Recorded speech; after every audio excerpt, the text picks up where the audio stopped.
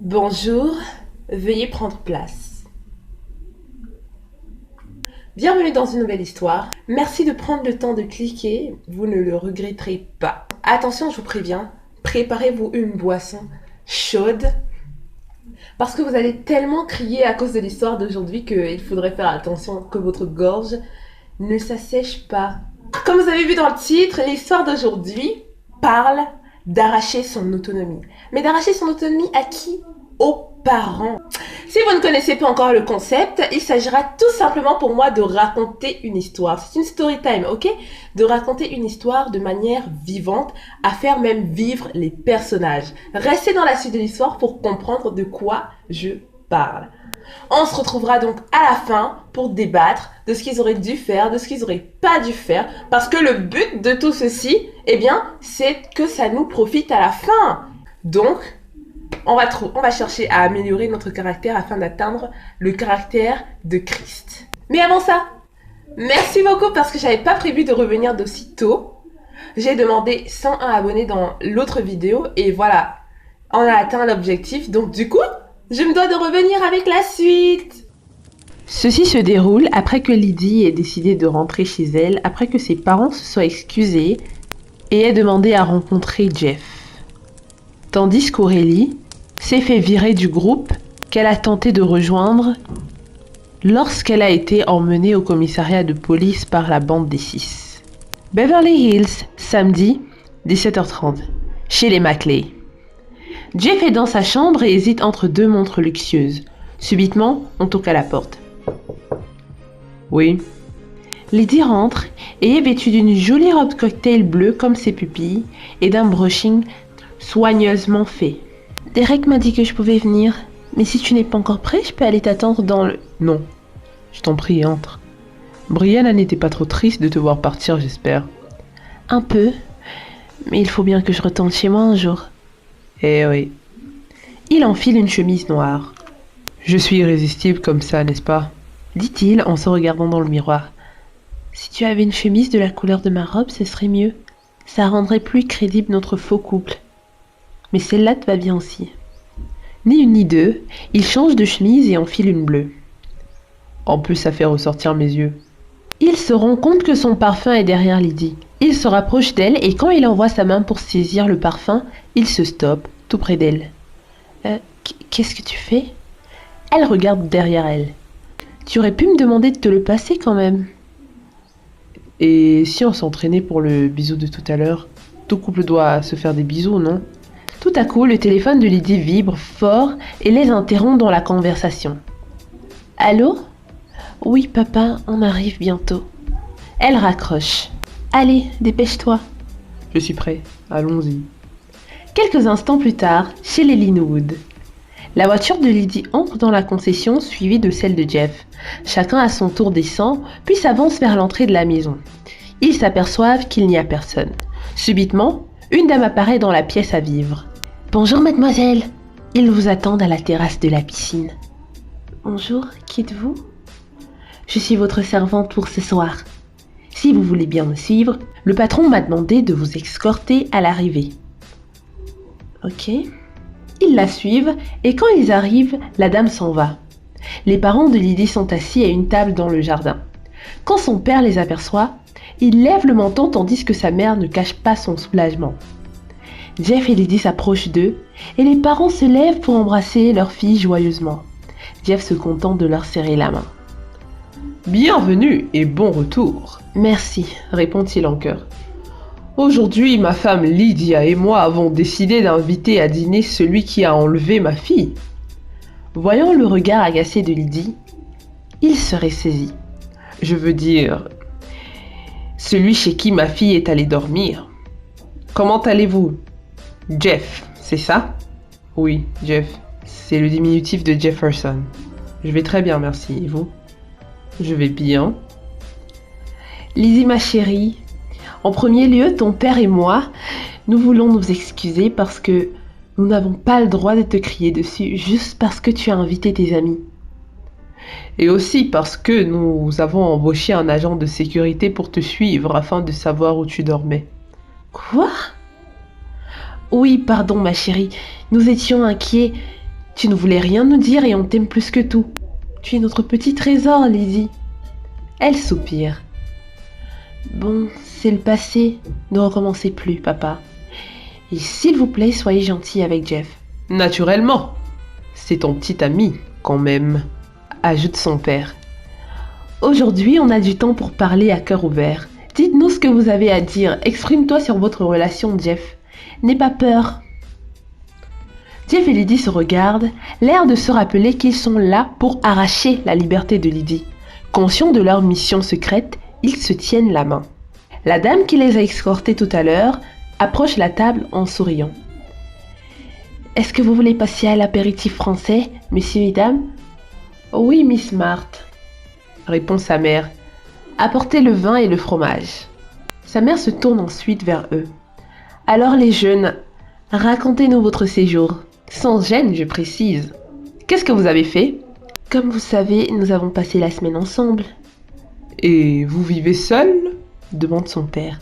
« Non, je vis avec mon frère. »« Vous étiez 2 garçons seuls avec elle ? » ?»« Oui, mais c'est mon grand frère, donc il y a un minimum de respect. » Ah. La dame les serre pendant qu'ils continuent de discuter. « C'est la soirée des vérités. Alors, Jefferson, c'est vrai que vous avez été agressif avec Mamadou ? » ?»« Non, je lui ai juste dit de se mêler de ce qu'il regarde. » »« Savez-vous que vous devez un minimum de respect à nos employés ? » ?»« Oui, pardon. Excusez-moi, monsieur. Madame, je ne le referai plus. »« Ok. Même si pour revoir ma fille, je dois t'inviter. » Sa femme le regarde, comme pour lui signaler de contrôler ses mots. Jeff le regarde légèrement attristé. « Monsieur, je sais que vous ne m'aimez pas, mais si je faisais exprès de ressentir tout cela, j'aurais déjà laissé votre fille tranquille. » Lydie, surprise par ces paroles, baisse la tête, puis la relève en souriant mécaniquement à Jeff. « Je pense, honnêtement, que votre couple n'est qu'une amourette de jeunesse, cela vous passera. » Pour être honnête, moi je crois que Jeff mérite une chance, hein ? Je vous trouve quand même assez mignons tous les deux. La dame revient vers eux. Excusez-moi de vous interrompre, mais j'aimerais savoir si vous désirez qu'on vous apporte le dîner tout de suite. Oh oui, apportez une autre bouteille de vin avec. Moi j'aimerais savoir clairement pourquoi tu n'aimes déjà pas Jeff sans le connaître, demande Lydie. Parce qu'il te distrait et change ton caractère, ma fille. C'est comme un vol.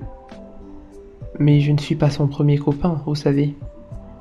Oui, mais Lydie n'a jamais insulté d'employé, juré en m'engueulant, ni même fugué à cause de ses anciens copains. Il se tait, puis il regarde Lydie un moment dans le silence. Écoutez, je sais à quel point Lydie est précieuse pour vous, mais je pense que vous ne devriez pas la maintenir dans une coquille. Vous devriez vous réjouir qu'elle plaise autant. Les parents se regardent sans pouvoir rétorquer. Monsieur, poursuit Jeff, quel est le type de garçon que vous laisseriez fréquenter votre fille avec joie ? Eh bien, mon gendre idéal serait un garçon intelligent, avec les moyens financiers nécessaires et venant d'une bonne famille, bien sûr. Jeff se met à ricaner en regardant Lydie du coin de l'œil. « Papa, tu viens de décrire Jeff. » Ce dernier grimace un moment, puis « Je n'avais pas fini, attention. Ce garçon doit avoir les meilleures intentions, doit avoir une bonne moralité, ne doit pas fréquenter le milieu de la nuit, l'alcool et les fêtes à outrance. Et n'en parlons même pas des filles. Ah, donc vous voulez l'homme parfait. Là, je parie que vous vous reconnaissez moins dans la description. J'avoue, mais je ne suis plus un bad boy. Du moins, je fais de mon mieux. Mais je t'ai accepté comme ça, non ? Déclare Lydie en regardant Jeff. Oui, merci chérie. Tu vois, ma fille, c'est à lui que tu veux faire confiance ? Pour moi, il n'y a pas de problème. Quand tu as rencontré maman, tu étais parfait, toi ? Loin de là ! S'exclame sa mère. Puis, elle regarde son époux en riant. Mais le fait qu'on ait 22 ans de mariage prouve à quel point j'étais déjà sincère à l'époque. Il faut bien que je commence quelque part. Son père se fige et l'observe. Il détourne un moment ses yeux vers leurs doigts entrecroisés, puis soupire. Ok, je vous laisse donc faire votre amourette. Lydie, puisque tu es une adulte, tu t'en remettras quand ce sera fini. Merci. Mais par respect, gardez de la pudeur devant nous, si vous voyez ce que je veux dire. Je voudrais juste ajouter, pas de grossesse tout de suite, Lydie, s'il te plaît. Dans un an si tu veux, mais maintenant ce sera compliqué d'être là pour toi, à cause de mes nombreux voyages, tu sais. Maman...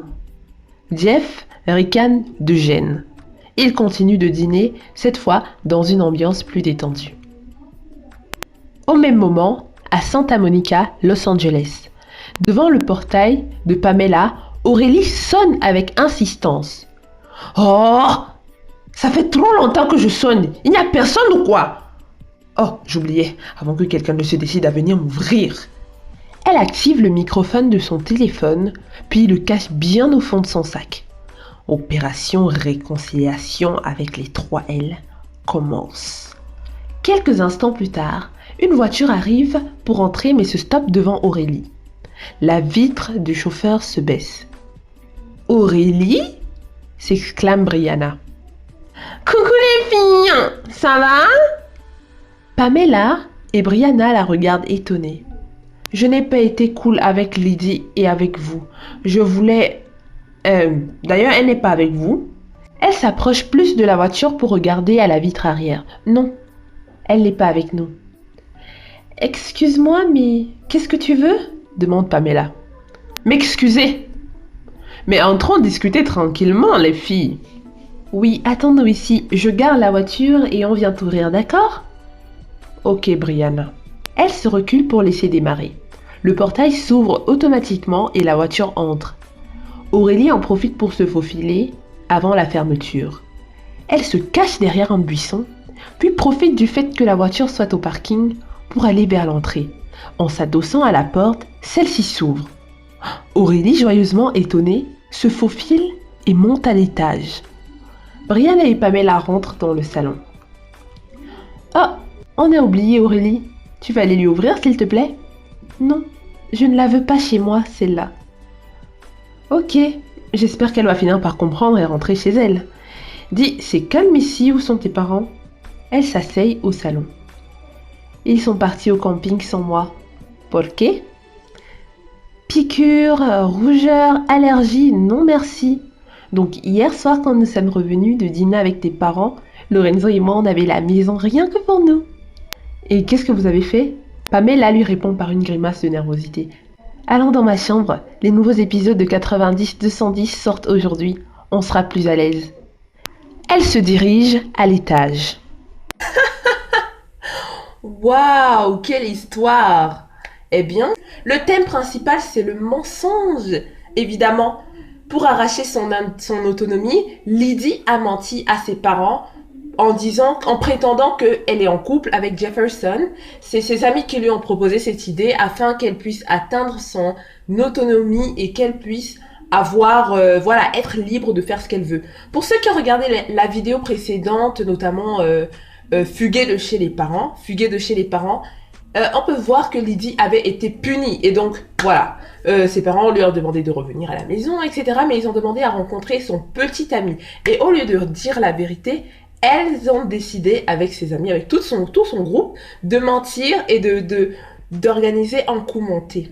Alors, qu'est-ce que vous pensez de Jeff? Est-ce que Jeff est cool parce qu'il ment pour elle et tout, etc. Certains trouvent ça cool, disent « Mon meilleur ami doit me suivre dans la chute, etc. » C'est très bien.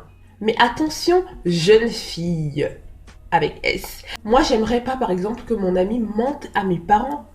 Mais mon ami ne peut pas mentir à mes parents. Même la Bible dit que 90 jours pour le voleur, 1 jour pour la police, quoi. Attention, jeune fille, comme je disais. Un ami qui ment aussi froidement et aussi bien à tes parents. Be careful! Be careful! Parce que ça veut dire que la personne est capable de te mentir. Je cite quelque chose qui pourra vous servir un jour. Celui qui marche dans l'intégrité à la sécurité. Cependant, celui qui emprunte les voies tortueuses sera découvert. C'est dans Proverbe 10, verset 9. C'est pour dire qu'un mensonge en entraîne un autre. Et si on utilise l'empathie, est-ce que vous aimeriez être à la place des parents? Utilisons aussi l'empathie pour eux, de leur côté, de Jeff et Lydie. Qu'est-ce que Lydie aurait dû faire pour arracher son autonomie à ses parents? Personne n'aimerait qu'on lui mente ainsi, personne n'aime se sentir berné. Alors, essayons de ne pas mentir aux autres. Mais comme la chair est faible, l'humain a une tendance à mentir naturelle. Donc, que faire? C'est de demander à Dieu de nous aider à ne pas mentir. C'est ce que je fais, de demander à Dieu de la force de dire la vérité parce que ça demande plus de force de dire la vérité. Même les plus grands menteurs sont moins forts que ceux qui sont capables de dire la vérité qui blesse les autres et la vérité qui nous blesse nous-mêmes. Donc, il n'y a que Dieu qui peut nous aider à faire ce travail. C'est ainsi que je vous laisse avec un devoir. Priez que Dieu vous donne la force de dire la vérité. Que tu sois croyant ou non croyant, je t'assure que dire la vérité t'aidera non seulement ici sur la terre, mais aussi dans l'éternité. Ok, c'est tout pour aujourd'hui. On se revoit demain. Merci d'avoir regardé et désolé pour les bruits en fond parce que j'ai des voisins hyper méga bruyants. Donc, bye bye, à demain.